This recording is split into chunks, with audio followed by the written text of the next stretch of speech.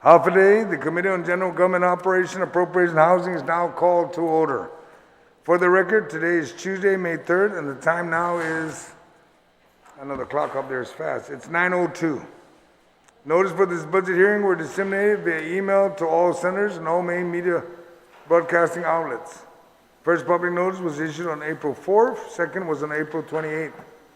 Committee will now hear Bill 276-36 COR, Committee on Rules, by the request of the I Maga'hågan Guåhan and the Governor of Guam, in accordance with the Organic Act of Guam, an act making appropriation for the operation of the executive branch of the Government of Guam for fiscal year ending September 30th, 2023,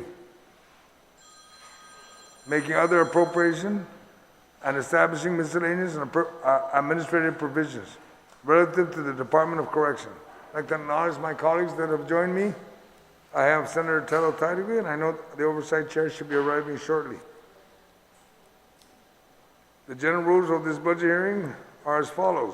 Those testifying on Bill 276-36 COR relative to the Department of Correction are invited to the panel, and we have the Director, Robert Camacho. He has Michael Kinanta. He's got Clarice Briggs. Is that Mark Paris? Okay. Written testimony shall be submitted to the committee. Please provide my legislative staff with your written testimony for photocopy. Those testimony may be read, and lengthy testimony should be summarized to about 5 minutes. But Mr. Camacho, you have the whole morning. Hopefully you use it wisely.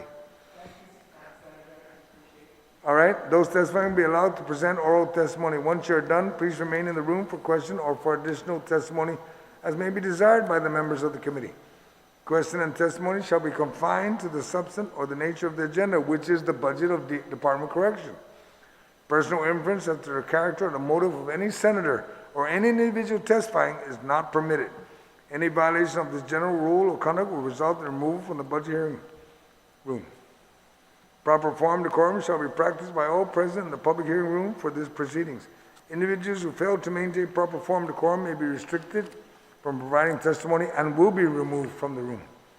When you speak, please make sure the microphone is on and that you speak into the microphone. Other questions may be submitted to the committee for submission to the agency or department for responses. Please state your name and your title for the record. I would ask now the panel, please rise as you will be sworn in by the Sergeant at Arms for your testimony. Raise your right hand. Please raise your right hand. Thank you. Under penalty of perjury, do you all affirm that any and all information you provide today, whether it be verbally, electronically, and in writing, be the truth, the whole truth, and nothing but the truth, so help you God? Yes. Mr. Chair, under oath, you may proceed. Thank you, Sergeant at Arms. I would ask now Mr. Camacho, the Director, to please introduce every one of your staff that's on the panel, and then when we proceed, I'd ask the panel, the first time you speak, state your name so they're reminded of who you are. And then after that, you don't have to repeat who you are from there, all right? We'll now begin with Mr. Camacho. Do you have some slides you wanted to present or no? Yes, sir. Okay. Make sure the mic's on, please. Yes, good morning, Senator. Thank you. Morning, sir. My name is Robert Camacho. I'm the Acting Director for Department of Corrections. To my far right, we have Chief Parole Officer Mike Kanata. To my immediate right is Major Anton Uggan, who is my Special Assistant. My ASO here is Clarice Briggs, and Mark Perez, who is the Casework Supervisor. Okay, of course, we have just gone through so many different challenges with the COVID and pandemic, and we went through this process, and in the past year, we've managed to control the majority of the issues regarding COVID. So, with this new budget, I would like to go ahead and start with the PowerPoint presentation. Okay, next slide, please. Okay, FY 2022 budget appropriation and FY23 Budget Request. To the left of the slide, we have the appropriated funding for 2022, which is $26 million. And the subsection there breaks it all down. And then generally the operational cost was $8.1 million. For this year, for the upcoming fiscal year, we're asking for $36 million, increase of $9.6 million. 1.8 million, which is for the 18% pay increase, 2.4 million for the 25% recruitment and retention pay, 2.4 million for the consolidated agreement with GMH, a $400 increase in food services, 1 million for the officer and civilian staff vacancies, and 500,000 for the increase in operational costs. I'll further break this down as I go down to my PowerPoint. Of course, our mission in the Department of Corrections shall to protect the public from the destruction actions of law enforcement offenders through control and rehabilitation. Currently, our FTEs right now for the security correction officers is 169. Parole is 8 officers. Casework, we have 5. And director's office, we have 9. We have seen a dramatic increase in the past several weeks with our prison population. We're now at 711 prisoners on island, 311 inmates, 342 detainees, federal holds 36, and the Guam Behavioral Health 22. The Guam Behavioral Health, of course, has been embedded into the Department of Corrections, and that, of course, has increased our expenses and other operational costs. We have 12 inmates off island, which the total is 723. We currently have 291 parolees. The authorized vacant positions of 2022, we have 57 vacancies. We've filled a great majority of them, but we still have 25 vacancies remaining, and we have 7 promotions. And if you want further details on that, I can elaborate. I have that on a separate piece of paper. So we're very appreciative of the support of the legislature and the governor's office regarding our manpower and our increased personnel promotions. Now, I just wanted to kind of elaborate on what has transpired in the past several years, because sometimes we can get lost in the numbers, but what happens in the past 4 years, since 2019 up to 2022. And you see in the next slide, please. We have the new hires. 2020, we had a huge increase in hiring of correction officers. The first number is the correction officers, the second number is the civilians.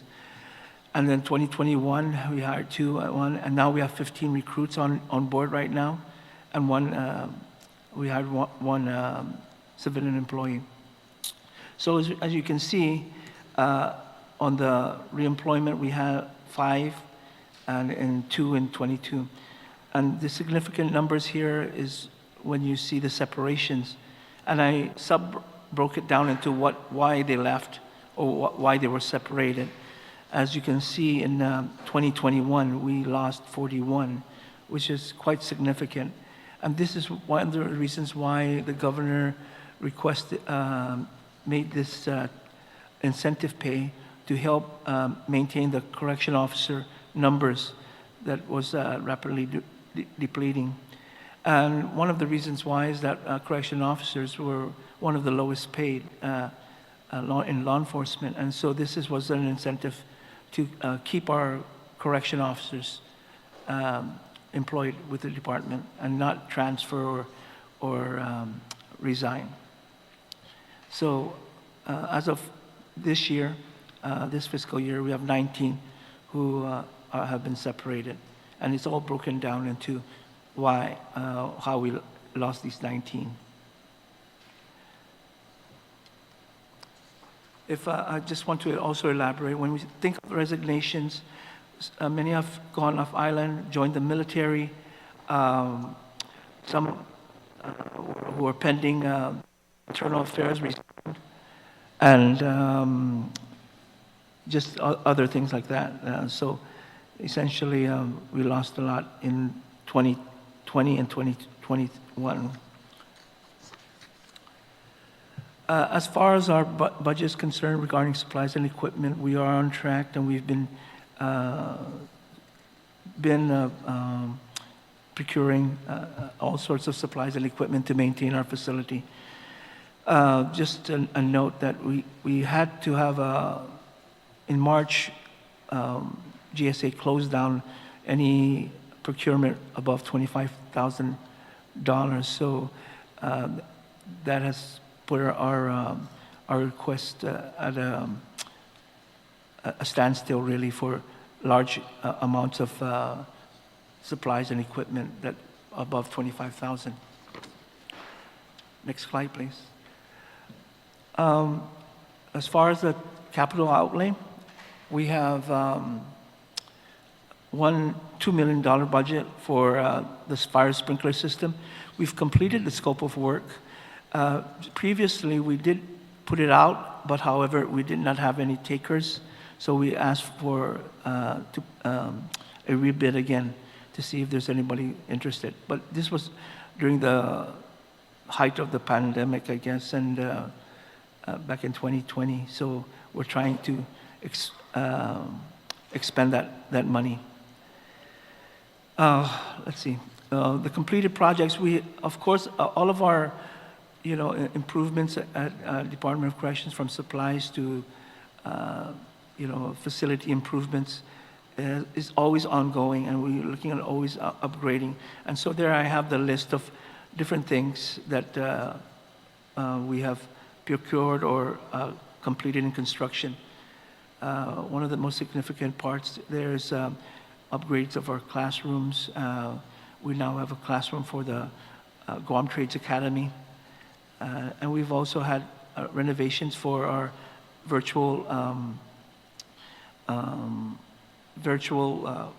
conference with the public defender and also with the courts. So those are great improvements for our agency. Now that we have Guam Behavioral Health, we'll also improve our post-7 and improvements, and also we created an office area for them. Those are significant areas. We intend to continue with our facility improvements with post 17 and 18, which are in dire need of repair. And we also creating an emergency operations center. As you know, that we've had some challenges with some of our inmates, and so we want to prepare more thoroughly with our emergency operations center, which should be completed in the near future. As far as the facility master plan, our latest meeting was with the governor and Guam GIDA, and also with DPW, and they are putting out a bid here for the project manager with GIDA. Well, one of the significant updates is that the per square footage for the master plan was previously predicted to be or estimated to be 600 per square foot. But as DPW has informed us, that has increased to about 800 per square foot. So that has increased our phase 1 to 141 million estimate. Next slide, please. As far as budget is concerned with federal assistance, we have been very fortunate with many different federal support assistance. And these are just the list from the Edward Byrne. One of the most significant areas that we are working on right now is the Adult Correctional Management Information System. And this system is already out for bid, and we are looking at integrating with other agencies like the courts, GPD, and it's going to be a comprehensive adult inmate management system. And we're hoping to close this off, I think, in the end of May, correct? Is that end of May? When is it? Yes. End of May, yes. The next thing is we have some funding also from Department of Health and Social Services, and we had a $306 grant, and I'll break that down in the next few slides. We had FEMA assistance, public assistance, the treatment and hospitalization for COVID inmates, and the pending reimbursement of 2020 prisoner hospitalizations. I would like to point out that I will address, we were denied FEMA reimbursement for overtime, and I'll explain that in the next few slides. Also, in the DOI funding, we had a $2 million for Guam Memorial Hospital, consolidated agreement, and $1 million for food services during the pandemic. Next slide, please. So with the Department of Health and Human Services, we received that $306 grant, and those will be $207 will be for supplies. Equipment, we will be getting a transport van and a Promethean board, and that's just for training and education also, and also contractual. And what we're trying to do is have a virtual educational program for our inmates, and we'll be giving them tablets, and they'll be connected to MiFi. So this is a great help because, of course, at this point, we're still trying to maintain some COVID prevention measures, and this is going to help us out with the different inmate classification, especially with those in close confinement and in maximum unit. This project will end in 2024, so we have some significant time to get all of this equipment in place. Now, the ACMIS already, as I mentioned earlier, the bid proposal deadline is on 5/13. We extended it because we have 2 interested bidders, and they asked for an extension, so we did that. And this, again, is going to be a very robust system that will help us manage personnel, supplies, inmate population, a whole bevy of data management. And then we're going to have it connected to the courts and GPD. So a lot of the redundancy that we have currently, retyping information of offense and warrants and what have you, this will be a thing of the past because it will be integrated into our system. We also have awaiting confirmation for a hospital stay of reimbursement of $556,000. And we have a $2 million COVID overtime reimbursement. And this is what I mentioned earlier. We are awaiting an official letter from the FEMA. We have not gotten that, but we will appeal. And one of the reasons why they mentioned is that the reason why they denied it is because they felt that during the COVID pandemic, that our duties and responsibilities are just normal, everyday stuff, and it has nothing to do with the COVID.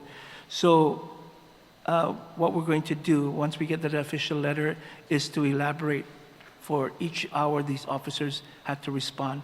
And those particular details include monitoring those who are in quarantine or isolation, cleaning up areas where with sanitation devices, escorting prisoners to the hospital, and a whole other list of COVID-related overtime issues. So, and of course, many of our officers at that time were down with COVID, so the officers had to pull overtime to cover down. Okay. Now with the American Rescue Plan, okay, this is up until 2025. That's received $3.5 million, and so the plan to use this with the COVID hazardous pay, which we are still have not paid since October, and we want to use that money to pay to stay up to date. As far as what with the remaining at this point, I'm not too sure because we're not sure where this pandemic is going to lead us.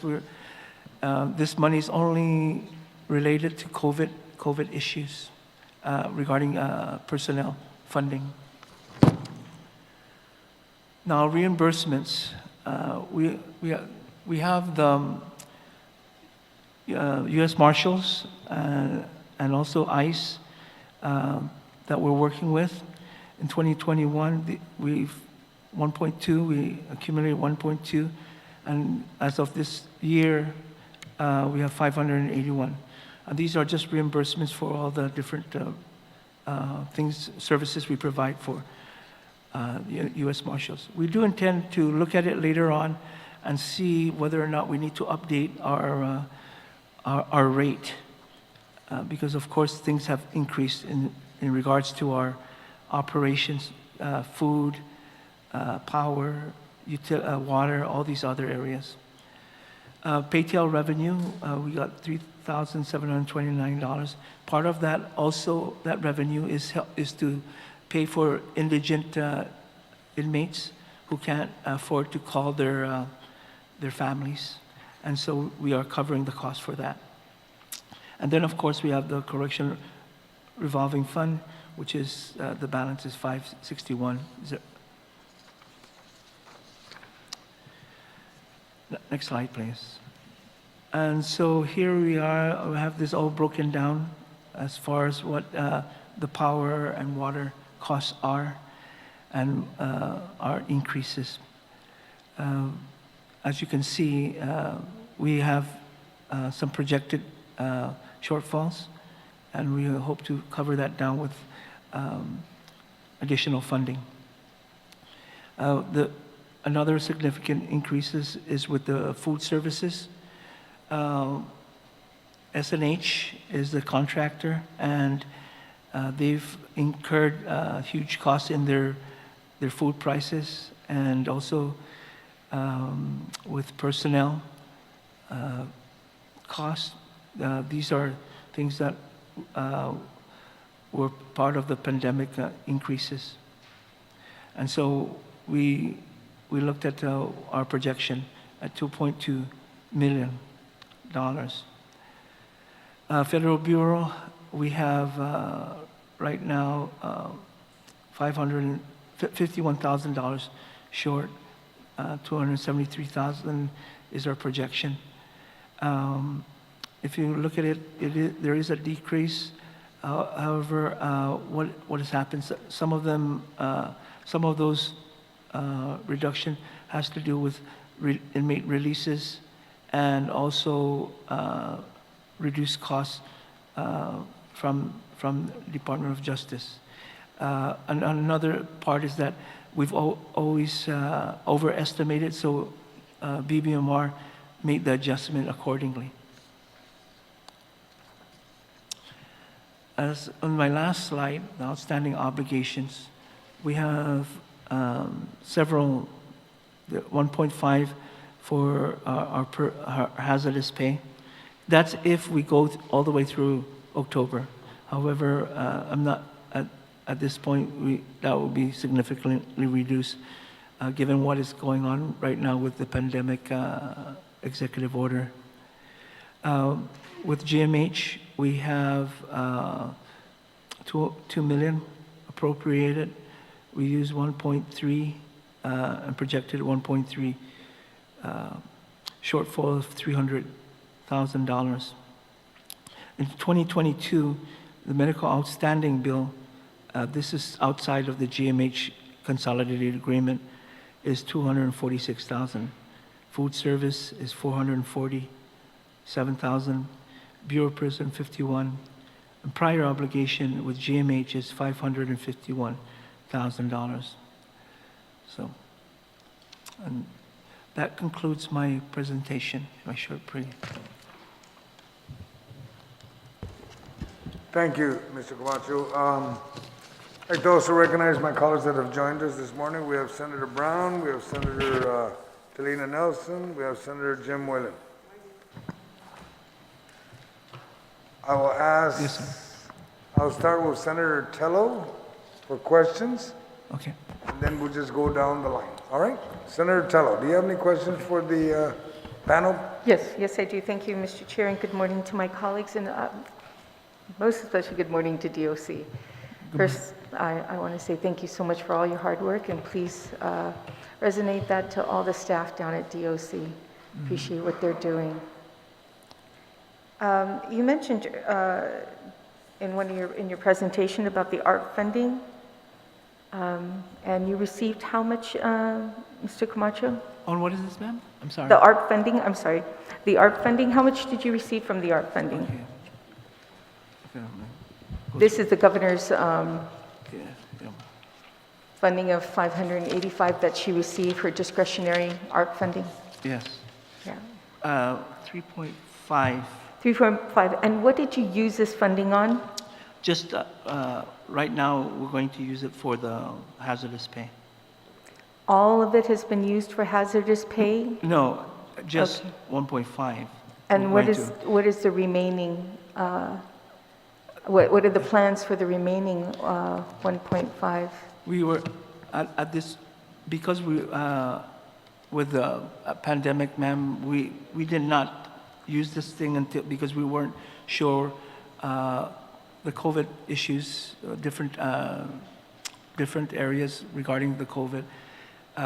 We had to kind of hold that because as a precautionary measure, just in case certain things came up. As you know, in the past, we had over 70 inmates with COVID, 50 of our officers that had COVID. One of our officers even died. So we had to have some kind of safeguard just in case certain situations occurred with the COVID issue. So that's the reason why we kind of like maintain it just for this area. Yeah. Yeah, my deepest sympathies for Correction Officer Martinez. He was a very good friend. Glenn was a very good friend of mine. That was a great loss to the agency. Yes, definitely.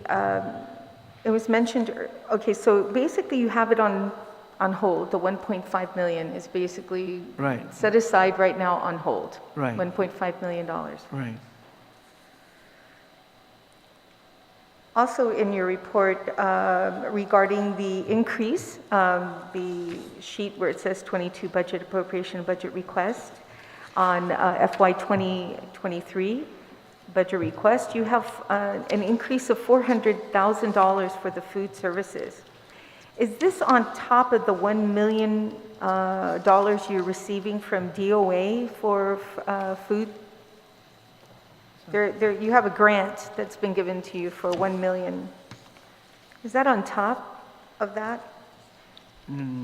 Is that? No, that's paid off, right? Hang on. Is this something that comes in yearly, the $1 million from DOI? No, ma'am, that was because of the COVID. Okay. Yes. So, Yeah. and this was for FY22. Have you expended the full $1 million for the food services in the grant that you received?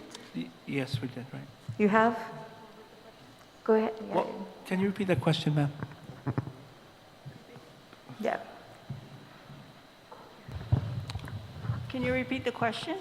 Sure. I'm going to ask everyone in the panel, remember, introduce yourself and then you can respond so they know who you are. And it's only one time. Thank you. I'm Clarice Briggs. I'm the ASO. Okay. Hi, Hafade. Can you answer the question with regards to the grant funding that you received from DOI for $1 million? It's saying for FY22.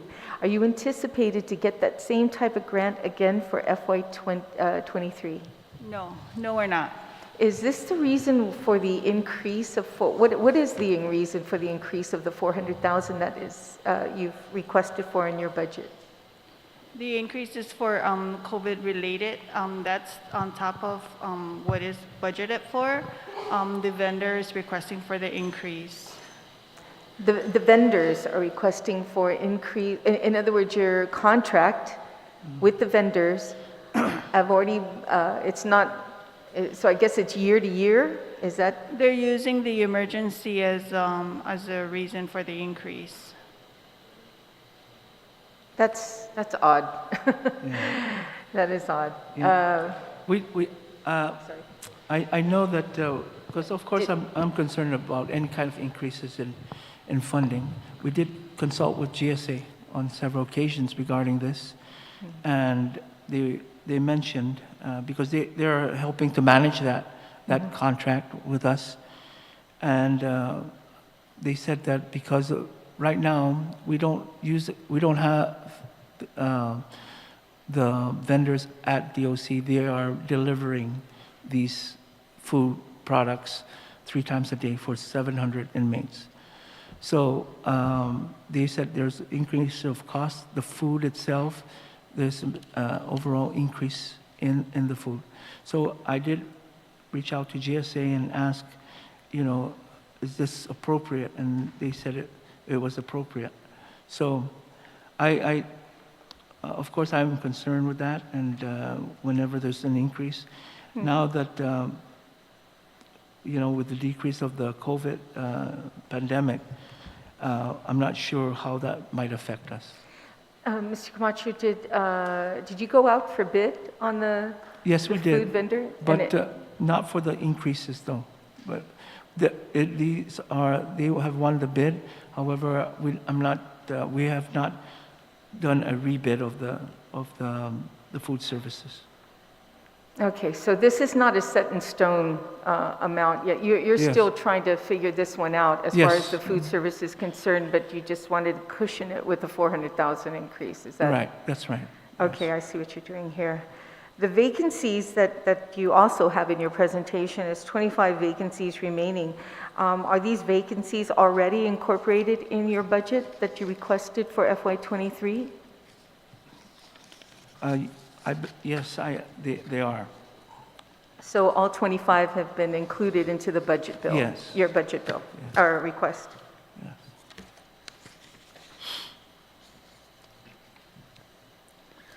Also, in the budget appropriations and budget request, you have incorporated here $1.8 million, an 18% pay increase. Okay. What is this pay increase? Is that due to the governor's increase in the salaries of all public safety officers? That is correct, ma'am. And it's coming in at $1.8 million. Have you incorporated this pay increase already at DOC? We used other funding. What was it? General funding with the governor's. I'm sorry. office. Can you? We did use general funds for this. Currently, right now? Yes. Oh, okay. When did you begin your pay increase for these public safety officers? January 30th. January 30th? Yes. The pay, and then you were able, because that wasn't in the budget bill, for FY22, so Right. you subsidized this through your budget. Right. No funding was given to you, no transfer of any funding from the governor's transfer authority was transferred over to DOC to cover this expense. Not that I know of. No. You received no money from the governor and her transfer authority to DOC at all. No. No. So basically, you used FY22 budget that was not budgeted for it. Is that the reason why there's such a shortfall? That's correct.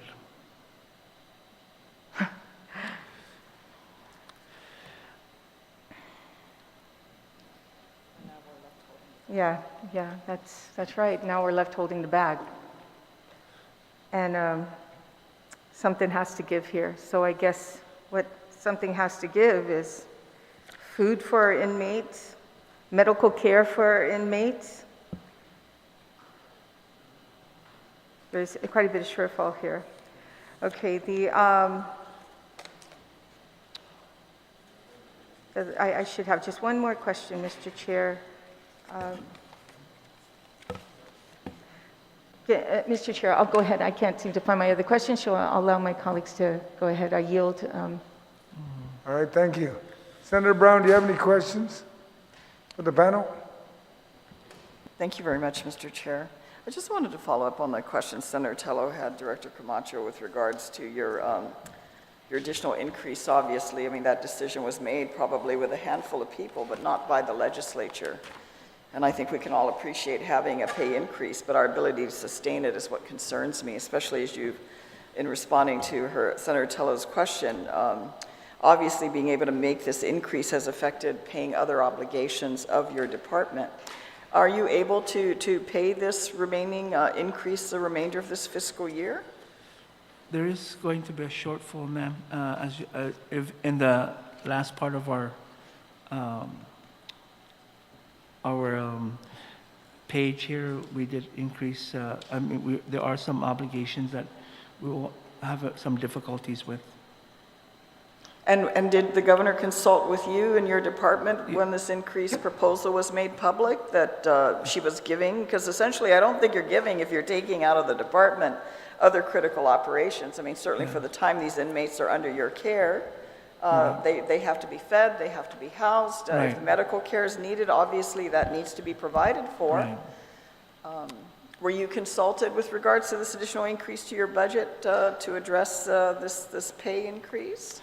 The governor assured at the time it was Director Carbolito and myself as the deputy, and the governor did assure us that she will cover down whatever obligations. So has the governor provided any additional funding? I know you answered the question, Senator Tello. No. But not no at this additional point. funding, and this is since January. We're now beginning May. Right. And so how long can you sustain paying out of your existing funding sources if you still have these outstanding obligations that are growing here? I don't know. How are you going to manage to get through the fiscal year? Can you respond?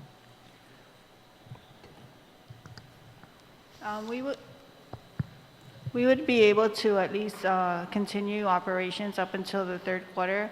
Maybe halfway through the fourth quarter, we'll start to show our shortages. And in the areas where you have outstanding obligations that have yet to be paid, are your vendors going to continue to supply those commodities or services to DOC without compensation or delayed compensation? What's the status of that? We hope to. We hope that the governor will assist with the shortage. Director Camacho, are you having those discussions? Sorry, those of us have run departments. It's not unfamiliar to us, and the need to ensure you have the financial resources to address your operation, and then also not expend money you don't have. I don't know how you expend money you don't have. I've yet to figure that out in my 33 years in government. That's, so I understand that, there are some reserves with the governor's office, for DOC. However, the governor assured us that she would get enough money to fund us throughout the end of the fiscal year. Well, we'll see. I look forward to it because I don't want to get in a situation, and I know you've been there. This is not your first round at DOC, right? Where you end up getting vendors that, after a while, they can only carry so much. And then, if they're not able to get compensated, they start, reducing or not providing the service or commodities that you need. Right. We hate to see that situation happen.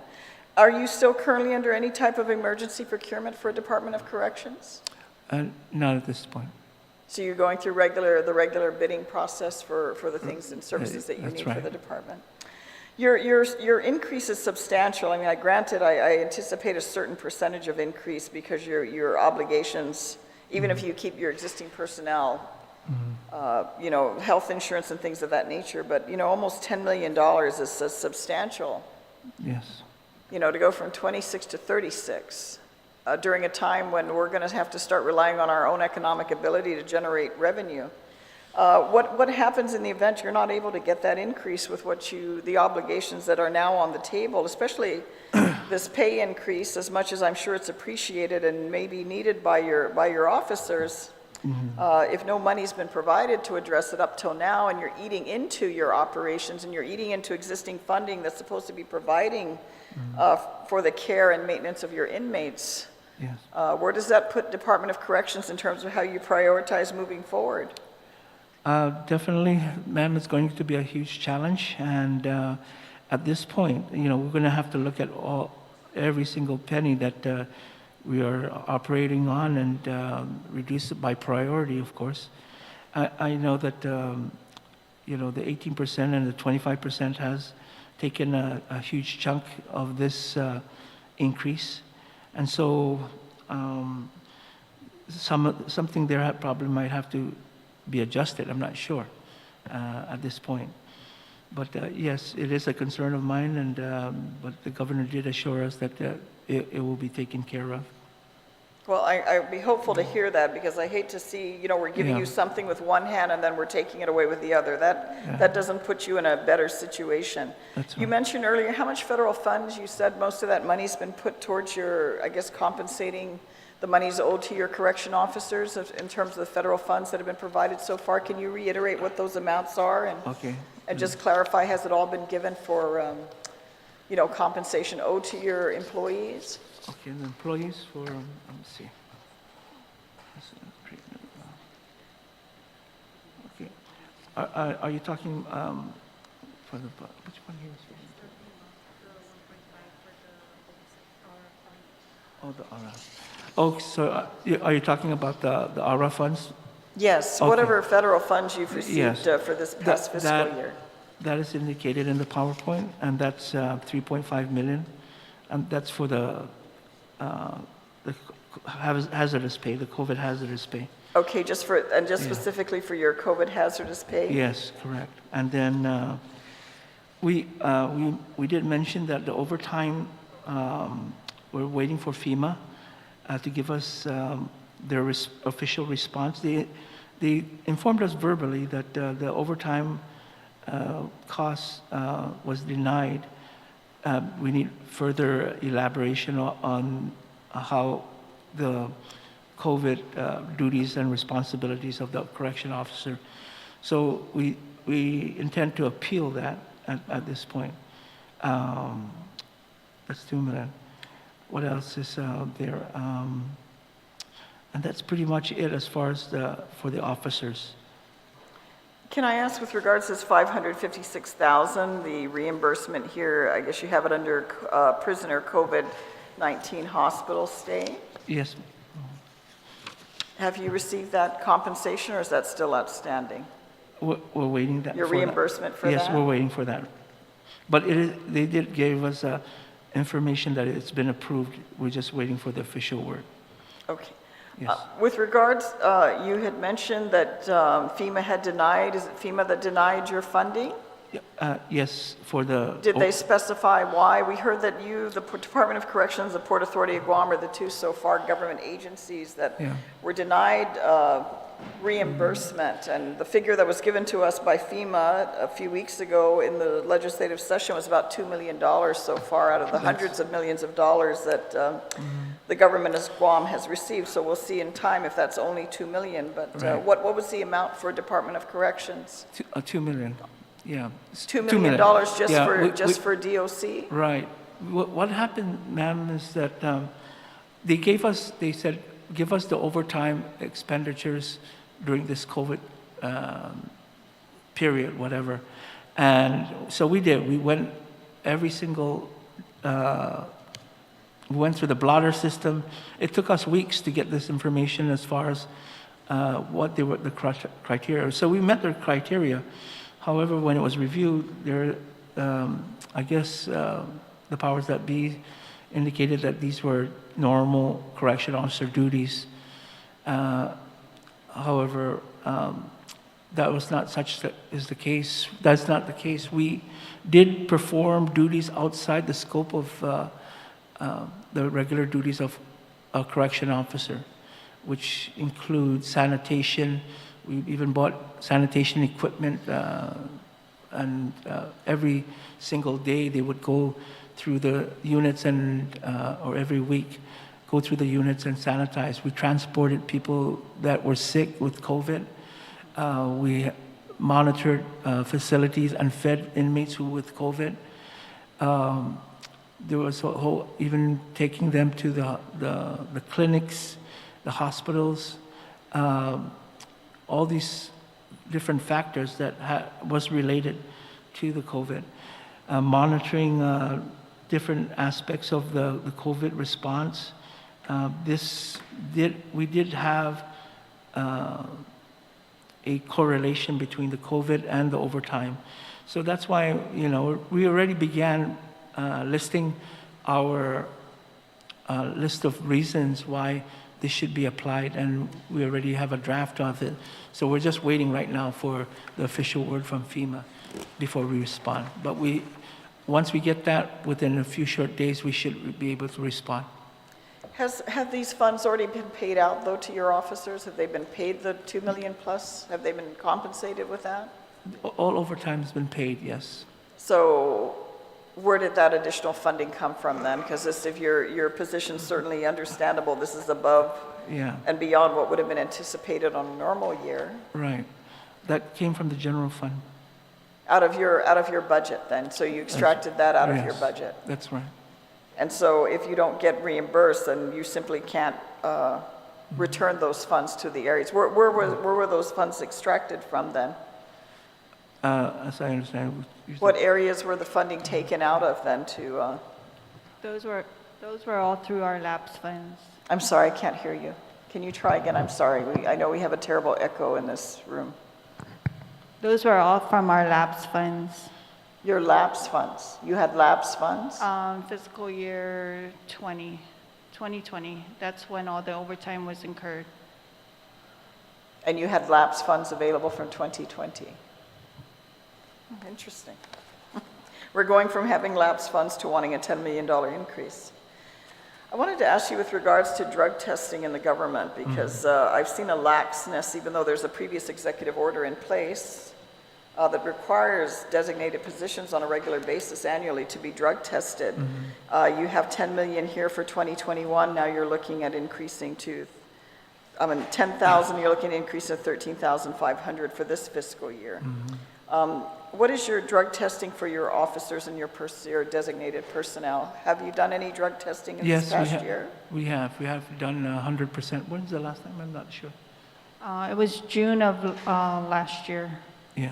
However, yes, we do also random drug testing, and in fact, we've had to terminate some of our officers regarding that, and so every time we see any kind of situation where their attendance is not well, or maybe their behavior is kind of off, we get some reports about certain things. We consult with DOA, and we do these random drug testings where necessary. And I think, was it June or last year? Yeah, last year. Yeah, we did 100%. So we are, in fact, looking at it again for this year.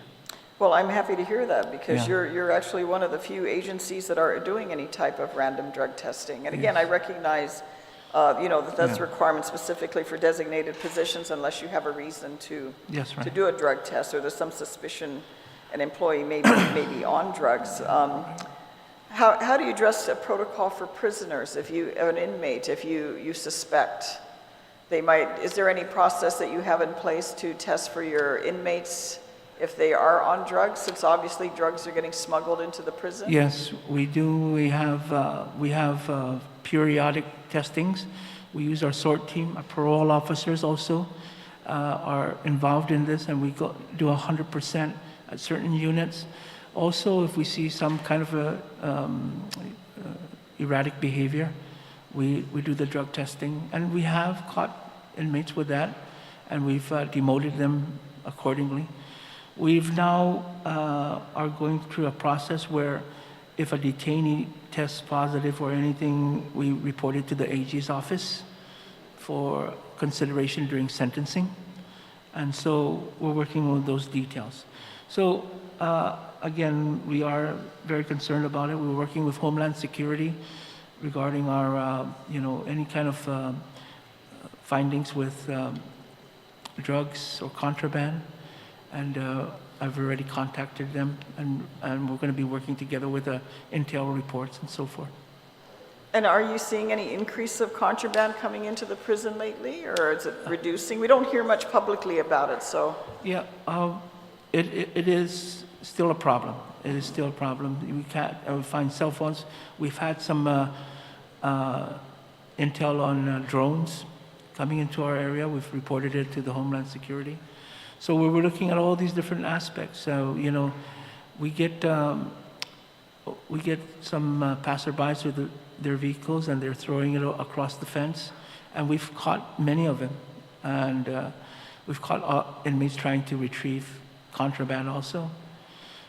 So it is a struggle. The highway right next to DOC is just an open area. And then to the rear of DOC is an easement for civilians to go through their homes. So these are some of our security gaps that we are working on. We have security cameras now, and we hope to increase our security camera capabilities around the perimeter. So it is something that we're working on. And we have terminated officers for bringing in contraband. If you look at our stats there on termination, some of them left the agency pending disciplinary action because we tested them and they, it turned out positive, so they just resigned. So it has been effective, and we have a good intel section that we accumulate. We consolidate all of our information and try to profile information and so forth. Well, I think the public appreciates that, Director Camacho. I mean, I don't know what it is. You have a lot of good, hardworking officers, many of who I know personally, that work at DOC, but it seems like every few years we go through the same cycle of correction, small percentage nevertheless. Right. But, I mean, literally dealing it out of their cars and bringing it into the prison, it's quite unfortunate. I have one last question, Mr. Chair, and I think that's probably something that obviously we need to put on the table.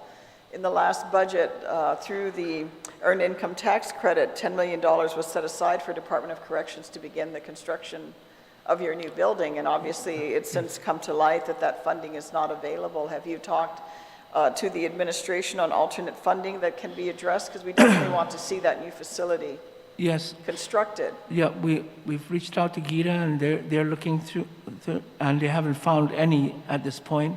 We worked with DPW. They have the master plan, and their engineers came out to the Department of Corrections, and they did a survey and looking at what is necessary.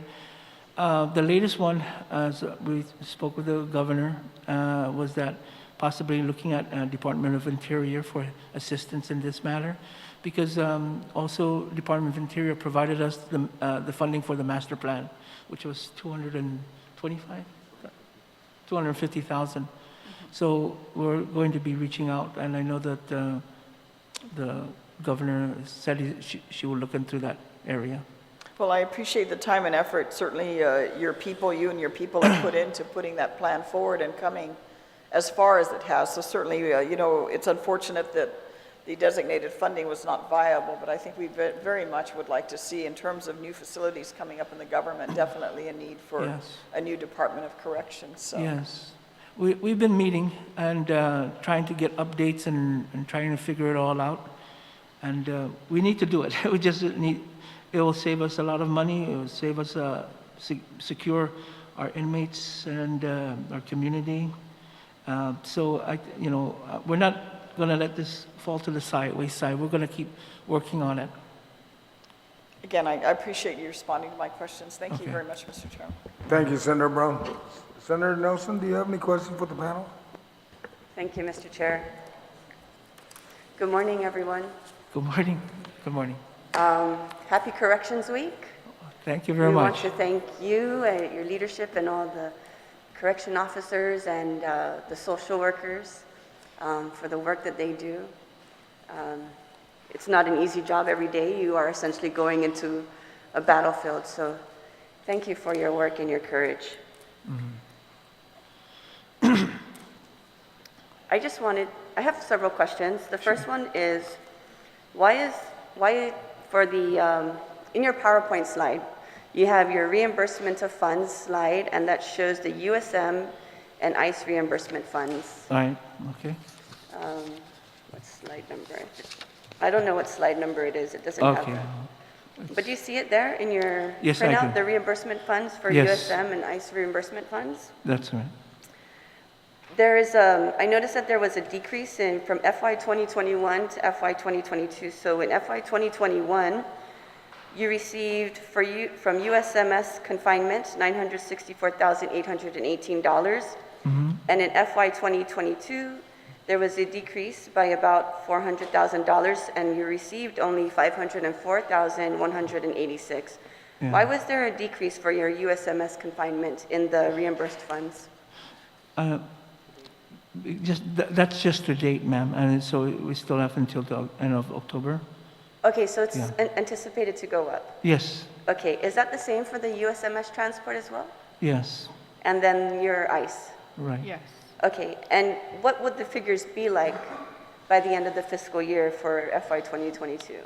Okay, let's see. Okay. Huh? Say again? What is the projection for your FY 2022 for those three categories, the USMS confinement, the USMS transport, and ICE? That would all depend on the confinements. Yeah. I see. Basically, we bill on monthly, how many detainees come in or are transported. Right. Okay, So it varies every month. So right now, we have 36 federal holds, and that can increase depending, what we saw, there has been increases in arrest and so forth. So, yes, we will see an increase in those numbers, definitely. that's if you have additional detainees, That's correct. On the That's federal correct. side? That's correct. Okay, thank you. Has the electronic monitoring program benefited DOC as far as cost measures in any way? Has that been ongoing? Has it been a standard practice? Have they continued the program, the judiciary? How does that impact DOC? I haven't. Major? Major. Good morning. This is Major Anton Agan. Okay, so in regards to the electronic monitoring, that is run by the court, operated by the court. There have been several in the last few months that the court has put on electronic monitoring, but I believe it's probably less than a dozen. So that have been on electronic monitoring. So it's not something we see every day. But in general, our population, again, everything is opening up. We've seen in the last couple months, our population increased by more than 100. During the pandemic, we were averaging 580, give or take. Now we're up to about 700, over 700 today. So, it looks like our numbers are starting to grow a little bit. But in regards to the monitoring, again, that's strictly with the court. Okay, and how many, so what is the ratio between our correction officers to the detainees or inmates? Okay, ma'am. So the officer to inmate ratio, it's a kind On of the a shift? Usually on the shift, I'm sorry. Huh? Usually on your shift. Do you have like an A and a B shift? Yeah. So right now, our operations for the main platoon is 12-hour shift from midnight to 12 and 12 to midnight. Each shift, probably has about 26 officers reporting for duty. Generally, we would need like 36 officers reporting for duty. So we're still short, but compared to the way it was in 2019 when we were like down to 150 officers, 140, We're doing a lot better today, but it's still, again, we recruit and then people leave us for other reasons. So we're still pretty short. Again, the problem we're having with our operations there is we're running 18 different housing units, and each unit is designed differently and has a different classification of inmates. So some of them require more officers, some could run with 2 officers. Like, for example, our medium custody has a population of about 80, and generally about 2 to 3 officers can run that.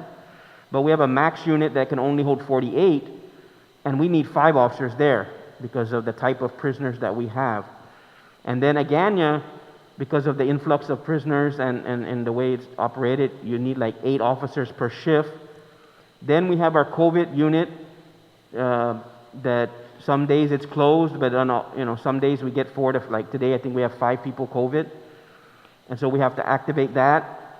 We'll do well for a while, and then we'll close it down. Then we activate it again, and that also requires officers to come from the platoon to operate it. So it's still every day a challenge to make sure we keep everything covered, every post covered with and a sufficient amount of officers.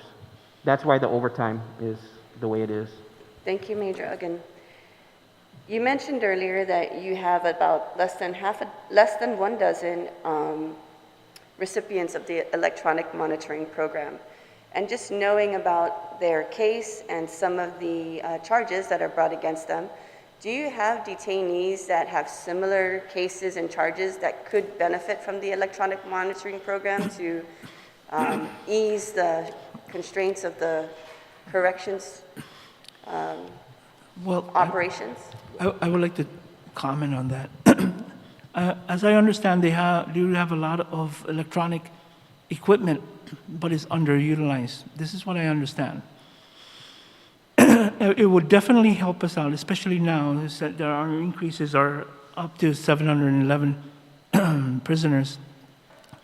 I think, of course, I believe they do some risk assessments, and that will determine whether or not they will be good candidates for electronic monitoring. So I think looking at that and seeing what, I'm not sure what their salient factor scoring for risk assessment might be, but I think that would definitely help us out. And, we get people that in for traffic violations and so forth that, might come into our facility. So, and now that, we're closing down on many of the COVID requirements, we're going to see certain things like, detainees because they didn't pay a traffic ticket or what have you. These are things that we should try to avoid, and electronic monitoring would be extremely helpful for us. I'm not sure what their inventory is, but even if it's 10 or 50 or whatever, that would definitely help us out. Have you had any discussions with the judiciary on this issue? Just for expanding their electronic monitoring program? at one point we did have a meeting, but that was quite some time ago, and I think it's time for an update for that. Yes, I think so, because several years back, we were trying to make sure that the electronic monitoring program was properly funded, because we understood the challenges that the correction officers face. And if we could pull out some of those detainees, we can utilize that program to assist in the load that you have to carry at the agency. So when are you planning on having that meeting, Director? Well, now that we mentioned it, I'll call them up this week. Okay, very good. Thank you so much. All right. Okay. One last question. In 17 GCA, Chapter 51 is the Peace Officer Standards and Training Commission. Yes, ma'am. Okay. And in section 5101, correction, 51101, that's the first section, subsection, what is this? Subsection B and 4 and 6. So this applies to DOC and DYA. So it's basically just a definition, right, of the peace officer. Right. And so it says peace officer for the purpose of this article shall mean, and it mentions the chief of police, the chief and all officers of the Guam Airport Police, the chief and all officers of the Guam Port Authority Police, and then this is your section, the Director of Corrections, and all uniformed correction officers and parole officers, as well as such rehabilitation personnel of the Department of Corrections are designated by the Director of Corrections. Right. And then it goes down, okay, so we'll focus on DOC. So what rehabilitation programs do you have now? And how many social workers do you have to help reduce recidivism? Okay, we have 5 social workers, and as far as the programs, we have several programs which I would rather have caseworker Perez respond to the types of rehab programs that we have available. My name is Mark Perez. I'm a social worker supervisor at DOC. As far as our treatment programs that DOC social workers runs is deals with cognitive behavioral change. There's the CBI for sex offenders, core curriculum, substance abuse, and also moral recognition, therapy, matrix, and we've also just got trained on family violence. And so those are the ones we are evidence-based programs. We also have the Guam Trades Academy, The Guam, that we have, and we also have an ongoing training, like an OJT, with the vocational rehab shop. And what they focus on is plumbing skills, carpentry, small engine repair, painting, auto painting, and electrical work, and what other stuff? Metal work also. So there is we have a very good rehabilitation program. My focus right now, ma'am, is to help improve our graduation rates, education. So that's why we want to take the federal funding and use virtual or distance learning to help our inmates at least get a high school or GED diploma. So at this point, I think I have like a list of how many people. Can maybe Mark can tell us what's the numbers regarding this high school diploma? So as far as the prisoners with education levels, we have 311 inmates. These are convicted inmates. 26 with less than a high school education, 131 with some high school, 138 with a high school diploma or equivalent, and 16 with education beyond the high school level. And so we do have a bulk, maybe about 157 that don't have a high school diploma. Yeah, so that is my main focus as far as treatment and rehabilitation is to, we have Guam Behavioral Health also helping us, and they have been a tremendous help in managing the mental health of our inmates and prisoners. And so my goal is that every inmate that goes through has some educational improvement before he leaves, if not a GED or a high school diploma. So we've been working on those areas. Thank you. As far as your level of classification for inmates, can you please explain it? Like you have those that are your nonviolent inmates, Right. Those that are on maximum security. Can you please explain the types of levels of classifications for your inmates, more specifically for the ones that you allow into the community to do community service work? Because that's the area of, he can explain it much more thoroughly than I can. Yes. So at DOC, for the inmates, we have 11 classifications from unclassified when they first come in, maximum level. There are three levels there. There's a medium level. There are three levels there. Then there's a minimum in custody. These are our blue shirts that do the maintenance, VRS jobs, fixing air cons, carpentry within the facilities. And then there's the minimum out.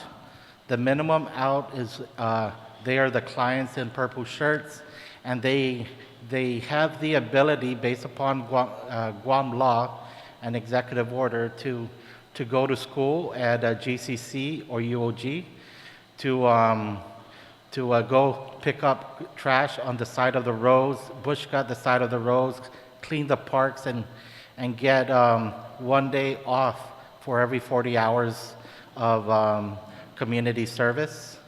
And then there are those that can participate in the work release program.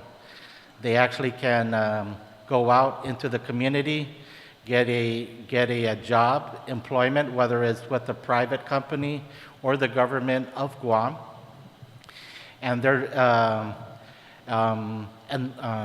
and earn a wage. And that wage is divided into three parts. 45% goes to the Criminal Injuries Compensation Fund. 45% goes towards legal fees and obligations such as child support, and then the 10% goes back towards the client for their needs.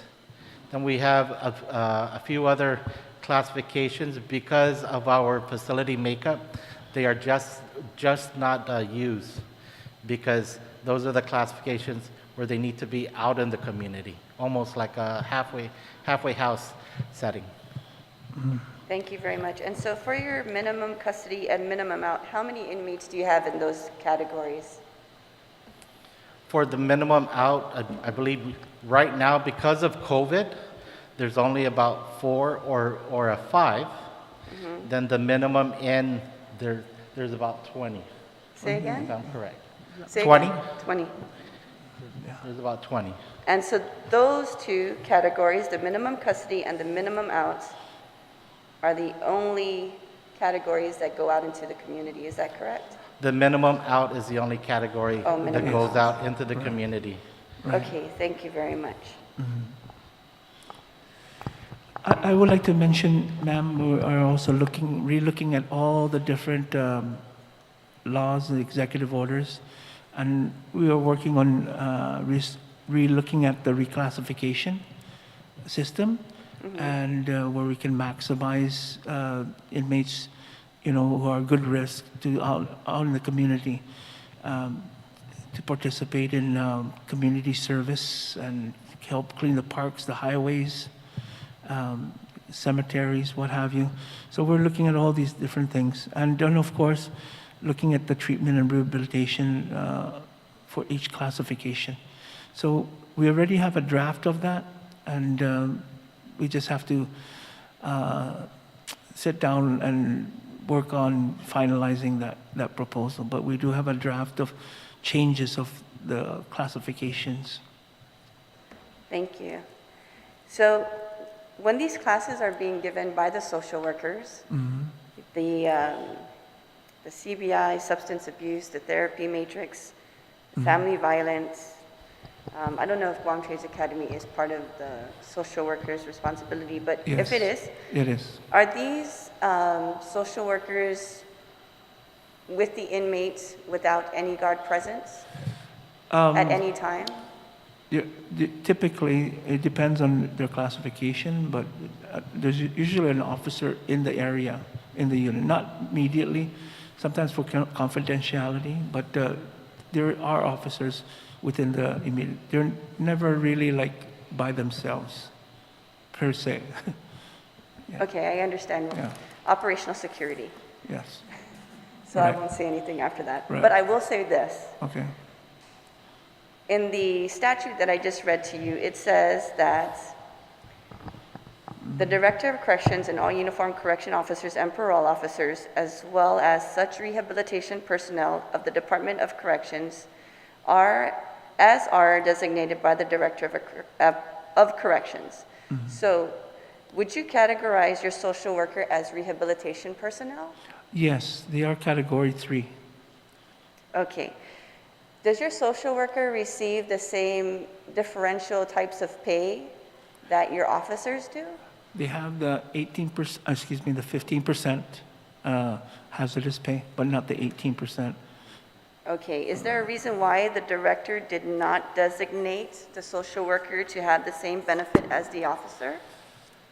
I know when we had this discussion several months ago, last year, with Director Joe Carbolito and the governor, they were concerned about law enforcement pay, and that was their main focus. And of course, yes, the caseworkers are peace officers according to the Post Commission. And that is an area that we are going to be working on, and we hope that there'll be a just compensation. However, that discussion hasn't been thoroughly evaluated with the DOC. The 18% and the 25% was a study made by DOA, not DOC. So when they provided us that information, that to help with the incentive of keeping the officers employed at DOC and not transferring or leaving, that's what the 25% is. The 18% was across the board for all law enforcement. So, but it didn't say, it did not include the social worker. Peace officers, right? It did not include the social worker? No. So do we need to reclassify the rehabilitation personnel as social workers if DOA is not acknowledging that they should be receiving the same differential pay as the officer? I'm not sure. Yeah. And then you said that there's only 5 5 social workers. That's correct. And how many clients per social worker do they have to entertain? What is the ratio? Mark, can you do that? We currently have, the ratio is about, with the 311 inmates, there's about 100 clients per social worker. The 5 includes the administrator, and she doesn't really carry a caseload.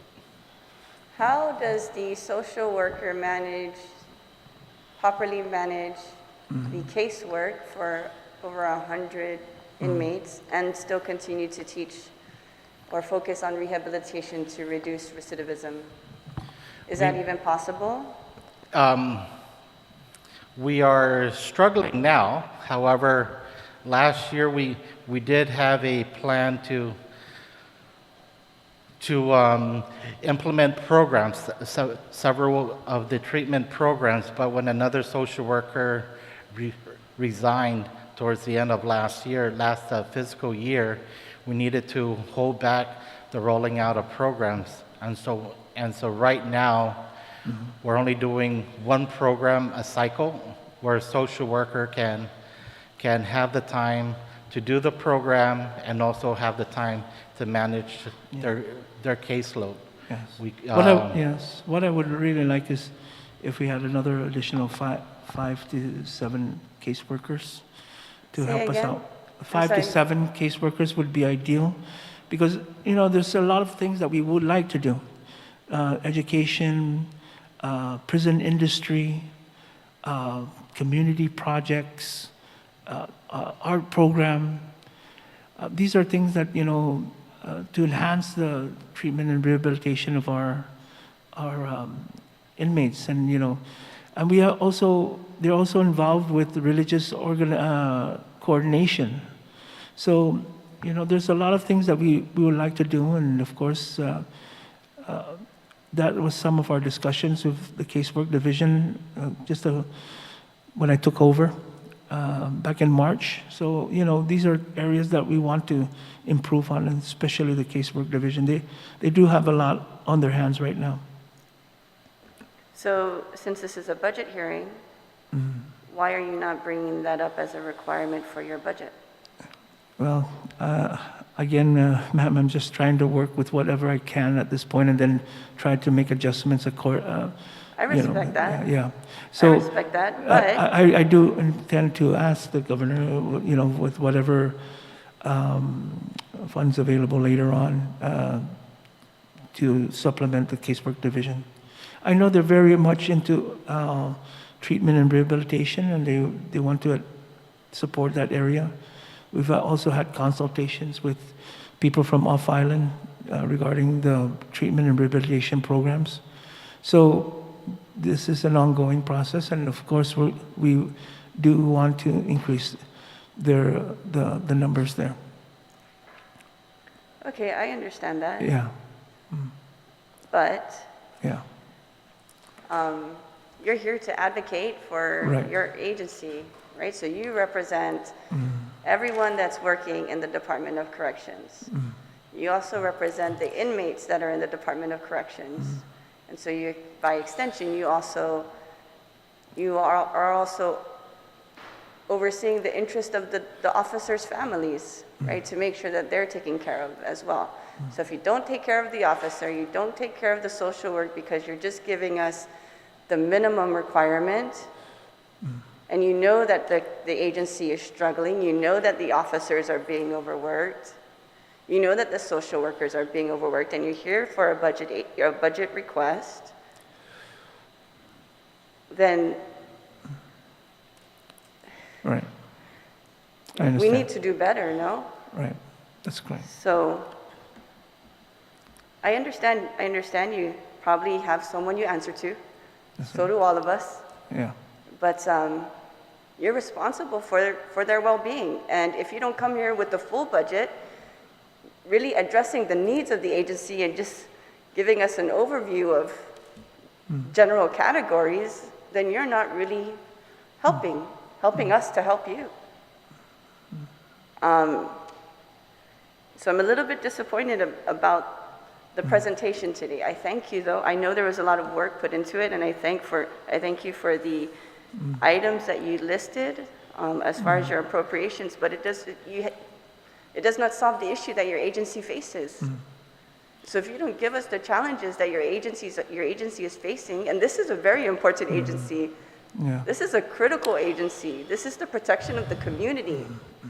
And if you're not up here fighting for the officers and your social workers and every other staff member here saying that you need more help, then there's no way that we can, by extension, help you.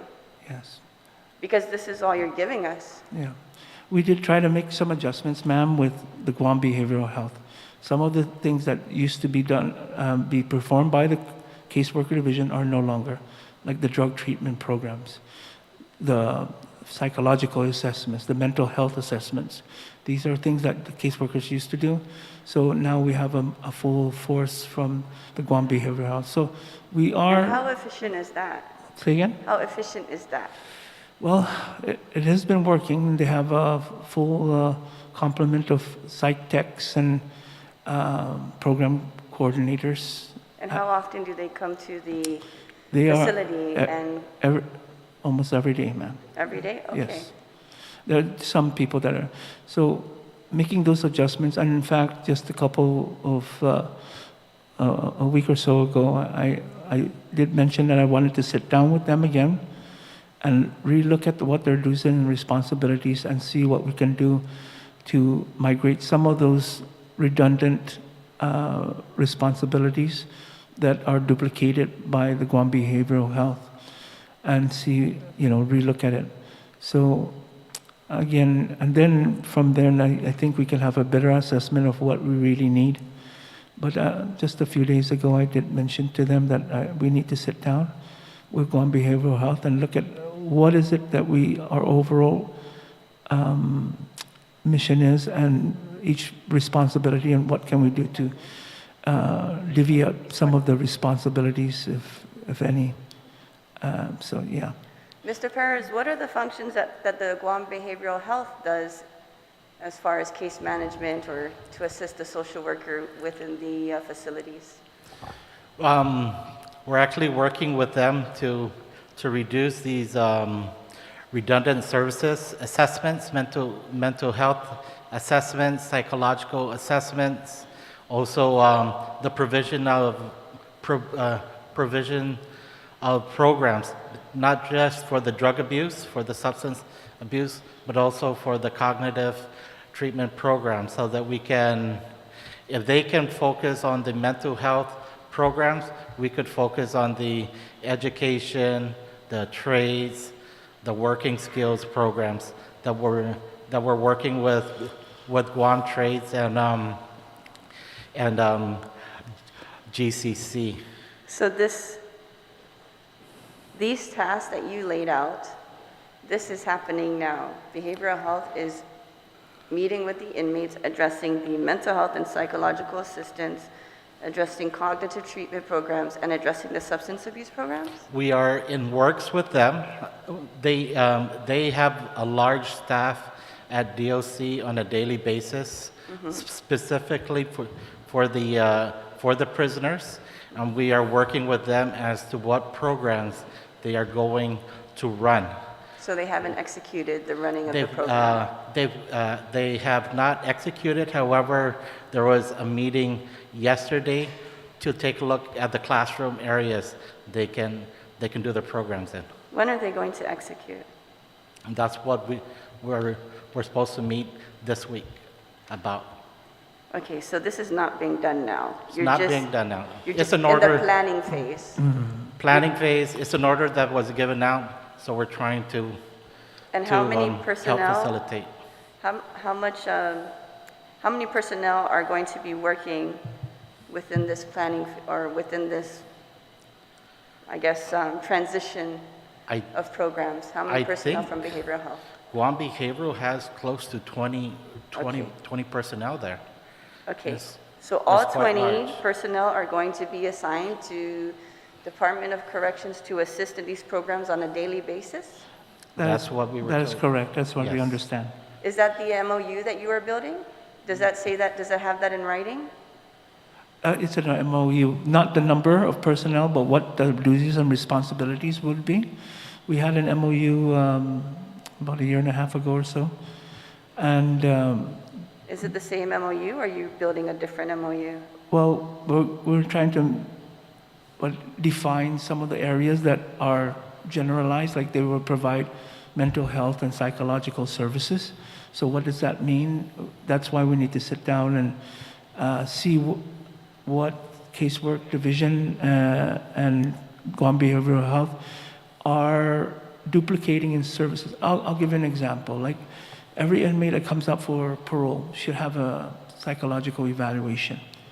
All right, so the casework does it, the Guam Behavioral Health does it.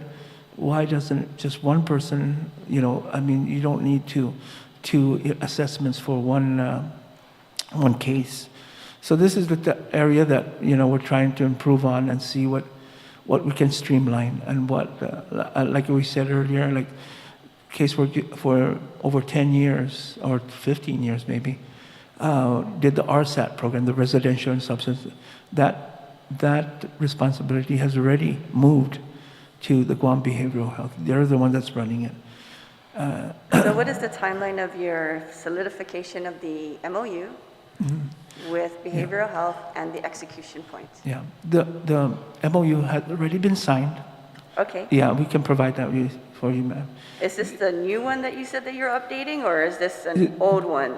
This is the old one. What we're going to Okay. What about the new one that you said you're updating? What we're trying to do is establish a policy. Okay, so A you're policy still working on of establishing who's. the policy. This is something that we've been ongoing regarding what the treatment. They are now. They're very involved with us. They're in our command staff meetings now, and we've provided them a large office area for them to work out of. Post 7, again, there's another area that they work out of. And so this is something that we've been trying to work on. And as Mr. Perez mentioned, when I saw the types of programs that they provide and what the casework division provides, I said, maybe we're duplicating. So we need to sit down and, you know, establish that policy of what exactly each one can do and work around those areas. Okay. So I would imagine if you have 20 personnel working in from behavioral health, working with Department of Corrections, and you're still establishing the policies, you need to update, which you are updating your MOU. So you saying that the MOU is already signed is kind of... It's already signed, ma'am. The MOU is signed. What we need to do is work out the details of each of the policy. Okay. Yes. Okay. So what type of certification or training or education do the 20 personnel from behavioral health have that are at Department of Corrections every day while you plan to execute the streamlining or transition of the tasks so you're not being redundant? What kind of education? Yeah, what type of training, certification, education? We have a psychologist there and Okay. several psych techs. What is that, a psych tech? Do they have They- a they master's degree in something? They do assessments of the individual. Yeah. What is the classification for the psych techs? Like, I'm what is not it, like the job description, the I- requirements for that position? I'll tell you what we have right now. Okay. As far as Guam, we have one interim program coordinator, two social Yes, sir. workers, okay? One interim program director? Program director, interim program director, two social workers, Okay. three counselors, a psychologist, nurse practitioner, psychiatrist, 6 psychiatric technicians, 2 psychiatric nurses, and 4 chemical dependency specialists. So, and this is why, I said that we need to make sure that we figure out and delineate these responsibilities and making sure that casework division doesn't have to duplicate the process, because they do these assessments, they do these behavioral assessments, and I just think that from my discussions and from what my review of the documents that they submitted to me, is that we need to work on. My whole thing, ma'am, is as mentioned by Mark, is that I want to focus on academics, job skills, personal development, like helping them fill out a resume or things of that nature, learning a craft, religious development, personal development. These are the areas that I want the casework to focus on, and let the mental health and psychological development to Guam Behavioral Health.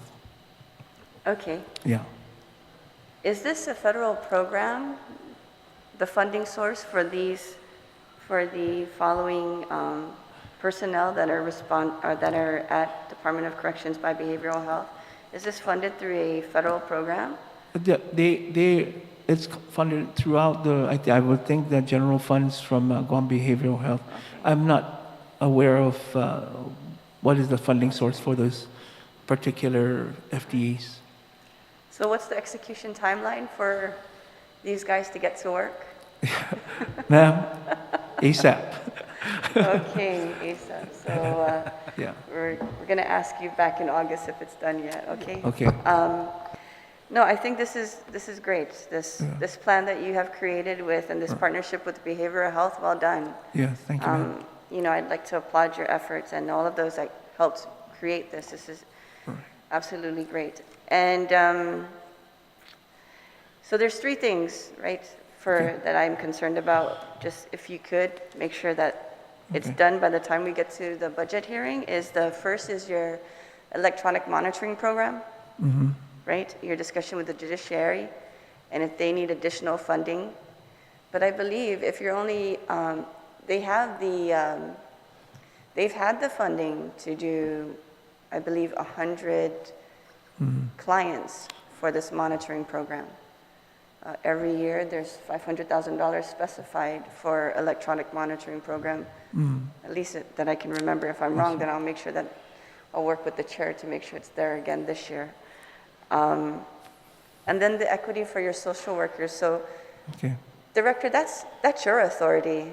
Yeah. You have that authority, not DOA, to make sure that there's equity for your social workers. This law is from 2011. So in the law, in the statute, you have the authority to make sure that your social workers also receive the differential pay. Okay. Because they're put in the same situation when they're training the inmates or giving classes. They're not put in that same situation. Senator, in regards to caseworkers, I think we really need to look at this clearly because when they were put in the post-commission law as Category 3, not Category 1, Category 3, we would need to look at that because, to be honest, caseworkers do not do the same as correction officers. They do not, all right? They do not go to an academy. They do not receive those kind of training as a correction officer. They don't carry weapons. Their time, yes, they spend with inmates, but it's in an 8-hour day, maybe an hour a day they spend in close contact with inmates. The correction officers, on the other hand, are with them 24 hours a day, So I think before we go swearing in caseworkers for the purpose of pay, we need to really look at that internally. Also, they do have a different pay scale. The caseworkers are on a different standard. They have the other general pay plan, so their pay scale is at a higher level than some of the correction officers, even the supervisors, because of their pay plan and their requirement for degrees and things like that. So I understand where the caseworkers are coming from, but I think I'm not gonna pit the social workers and your officers against one another. I'm just saying we need to look at that they clearly. should receive some kind of differential pay for the work that the services that they provide. They get hazard pay, Senator. They do get 10% hazard pay for being on the Right. facility. Yes. The 18% was for retention and recruitment. We do not have a lack of wanting to be caseworkers. We just have a lack of position of caseworkers. But correction officers, on the other hand, we're not getting anybody applying for the job. And that's why the retention and recruitment was there. Do you have anyone and then applying for caseworker position in DOC? Well, I mean, if you were to announce it, I'm pretty sure you're going to get a lot of applicants for it, just like you do for parole. People are interested in being a parole officer and a caseworker. But when it comes to being a correction officer, no. Okay. We don't get a lot, and that's why that retention and recruitment was different. Thank you for bringing that up because actually that was one of my questions that I missed. What does your hiring cycle look like? Well, we have 15 right now. We recently we contacted DOA about doing the testing for the CO1, but they don't have enough applicants to run a testing. That's why we're doing a job fair this Saturday and Sunday. Even on Mother's Day, we have a job fair set at the GPO to try to encourage people to come in and apply so that DOA can do a testing. And mind you, even if 60 people apply for the job, which I don't think we're going to get that many, but once you go through the testing, they're eliminated. People are eliminated little by little.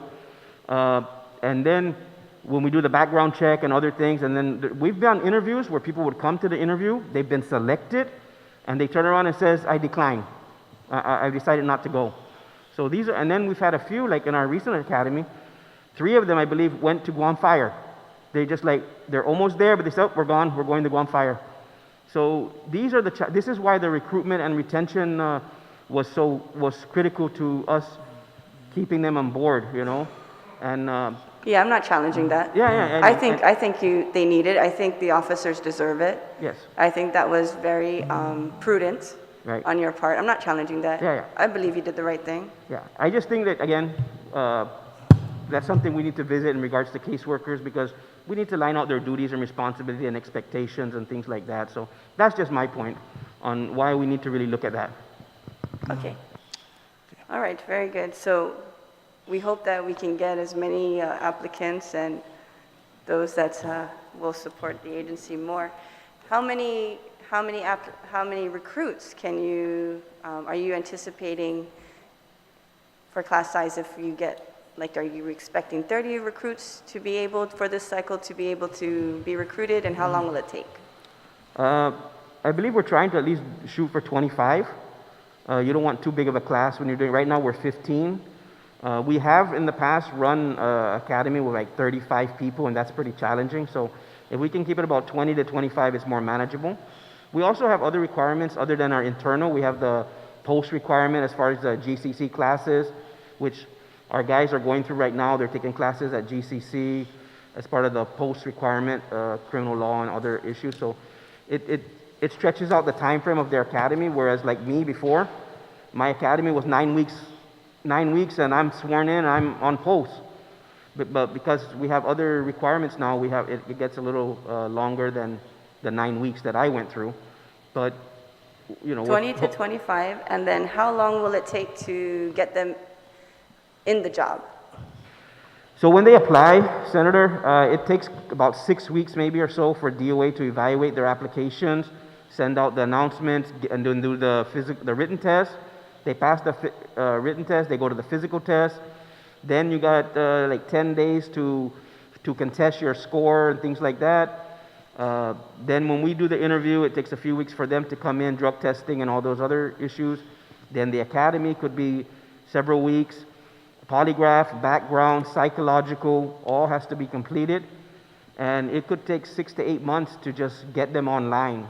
Okay, and is this going to... But even during that time, they still come to DOC and they still pull polls and they do OJT at the same time. Okay, and this is in the budget for this year, right? That's correct. I'm almost done, Mr. Chair. Okay, so just 3 things. The judiciary, I still believe that you have the authority director to designate social workers. Okay. Even though they're peace officer 3, I don't think they need to be carrying a weapon to receive the equity. Okay. And then your hiring cycles, or possibly look into a reserve program. Okay. Okay, thank you very much. Thank you, ma'am. Thank you, Senator Nelson. Senator, do you have any questions for the panel? You're the last one. Thank you, Mr. Chair. Good morning, everyone. Good morning, sir. I think my first question is, where's your warden? They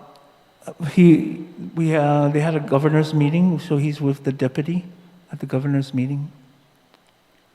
Didn't you think that the budget hearing this morning for your department is just as important for the warden to be present and the deputy can handle the press conference? That's, yes. This is what he was supposed to be coming here. I just found out that he went with the deputy. I'll have to find out what happened there.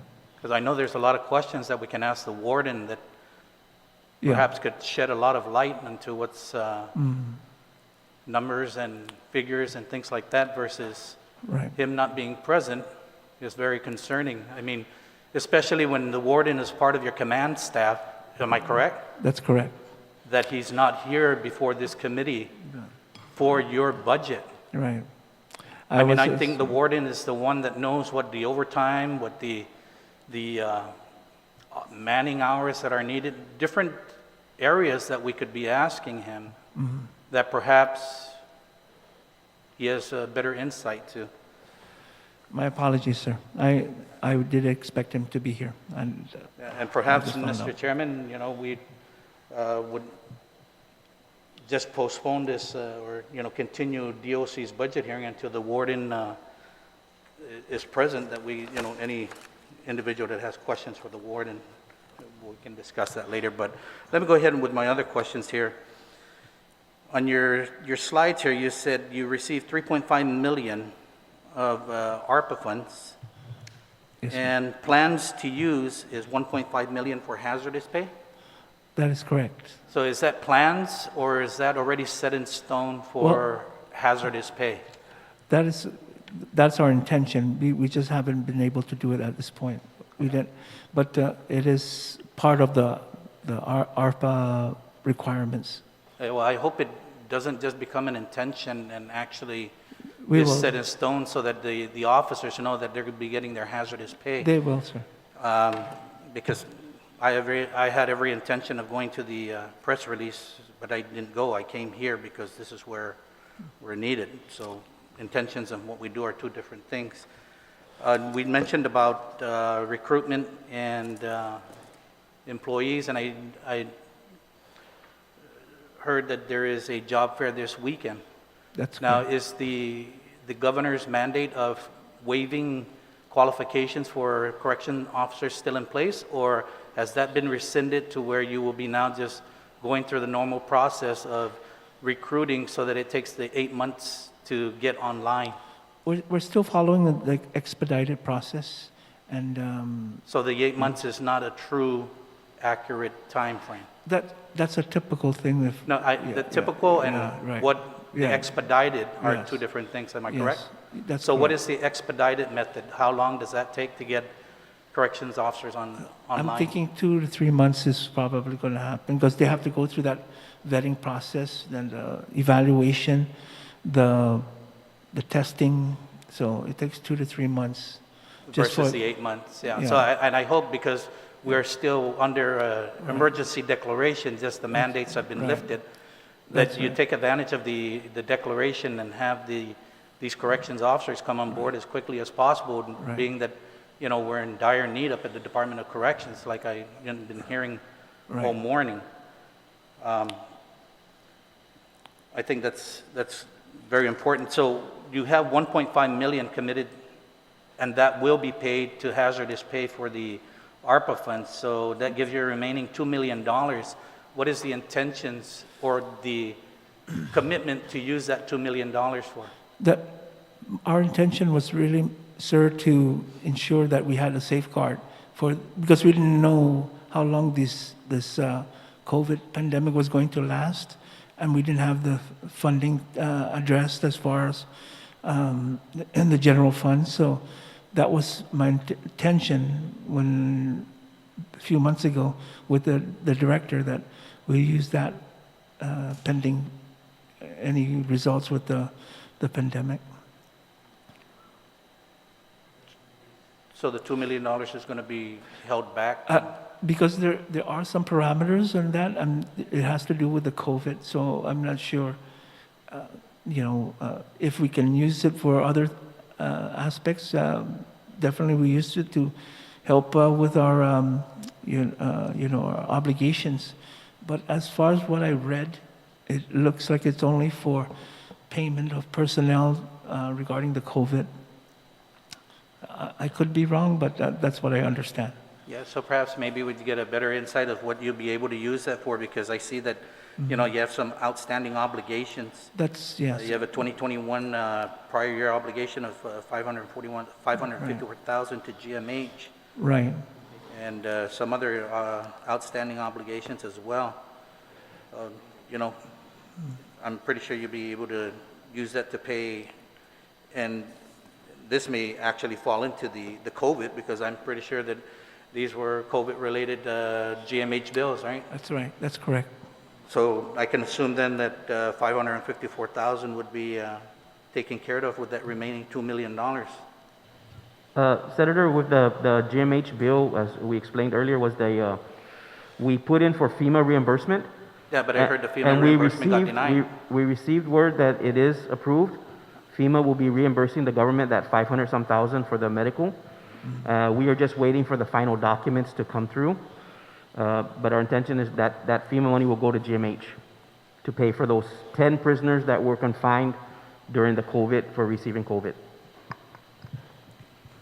But then you still have a 2022 outstanding of $246,000. So you'll be able to use that remaining $2 million for the $246,000? That is those are things we are addressing right now, Senator. Yes. Addressing with the We're- ARPA funds or with FEMA? The 500 is with the FEMA. Yeah. With the FEMA. The 2021, so the 2022 That's right. is,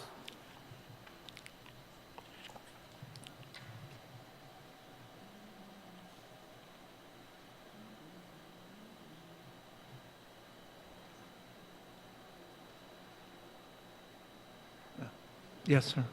yeah. So that will be addressed with ARPA? Yes, yes, sir. And the food services, how the food services, I'm really concerned. What would happen if the vendor stops serving meals because they have an outstanding of over $500,000? That's something we're still trying to navigate through, sir. Yeah, so if ARPA funds utilized there, dude, and you got about $1 million left, but these are outstanding obligations that are critical to the operations of the department, especially the food services. I mean, when we look at our vendors, right, we take our vendors for granted because they'll continue to service the government, but not realizing what obligations they have as well. But that's what we need to always look at, is what the vendors are going through. Now, if the vendor can't pay their suppliers for providing the meals to the department because the department failed to pay their invoices, then, it becomes that chain reaction, and we're going to find ourselves in a pickle here where there's no meals going to the inmates because you guys haven't paid your outstanding obligation. Matter of fact, this outstanding obligation, how old is this?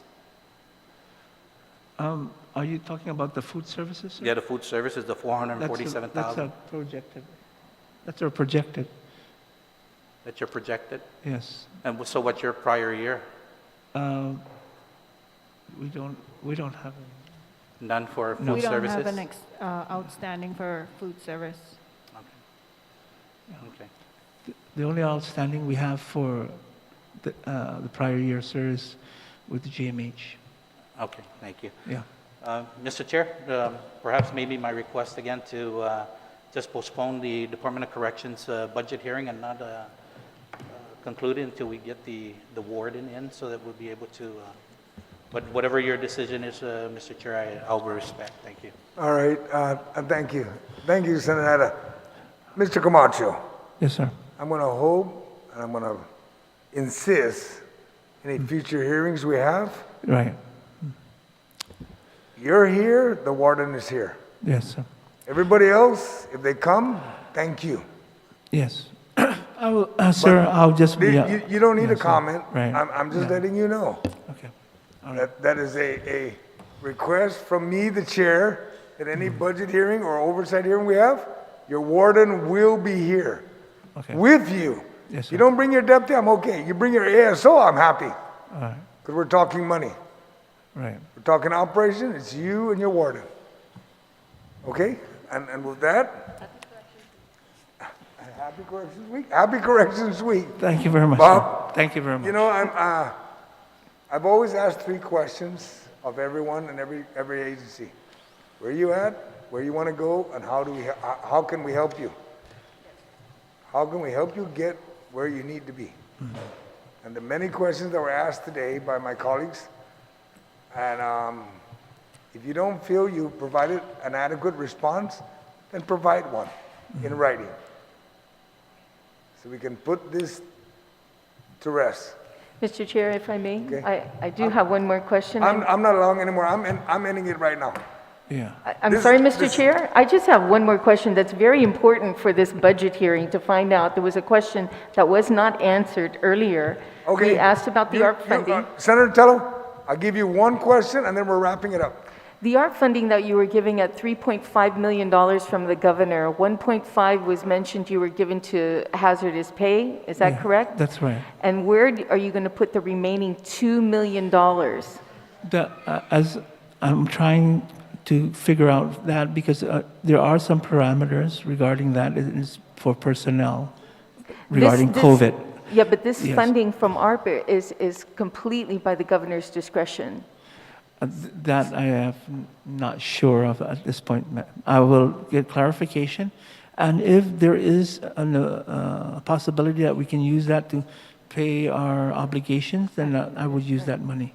But yes, it is something that we're going to have to check with BBMR and the governor's office. And Mr. Camacho, they have been transferring money out of Department of Corrections. The governor's office has transferred money out, so I don't think it's, something understand. that needs to be transferred. Any funding should be transferred out of DOC with all the shortfalls that you're coming. So I think that's another conversation when you have with the ARP funding.